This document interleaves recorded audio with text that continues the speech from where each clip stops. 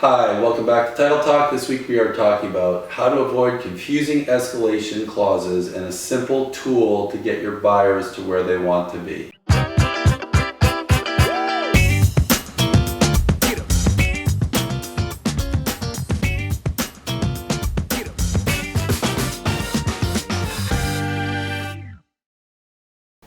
Hi, I'm Jim Brown. I'm the attorney at New Path Title and James Brown Law.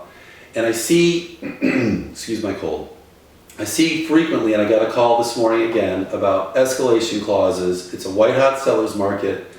Buyers think they mean one thing, sellers think they mean another, and there's lots of different language floating around.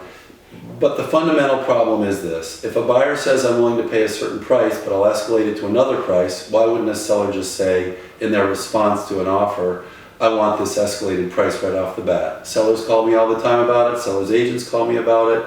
I myself was a seller, and that's the first thing I did, was respond to the buyer with that escalated price. What's the buyer really wanting to do? The buyer doesn't want to overpay, and as significantly, and a lot more significantly sometimes, they don't want to have, they want to not be able to not close if the loan amount isn't big enough, and they don't want to use appraisal contingencies because that scares off sellers. So here's what you do. It's very simple. Florida FAR Bar as is 2021 version. In section 2C, you put a loan amount.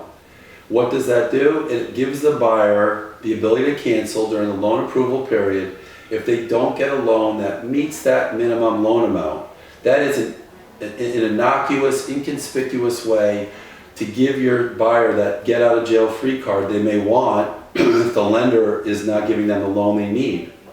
So the transaction this morning, it was a condo purchase and the property underappraised, which the buyer wasn't upset about because they really want the property. However, they didn't stick a minimum loan amount and the lender was only willing to lend $150,000 and the buyer needed more like $200,000. Problem there is now the buyer's going to have to close.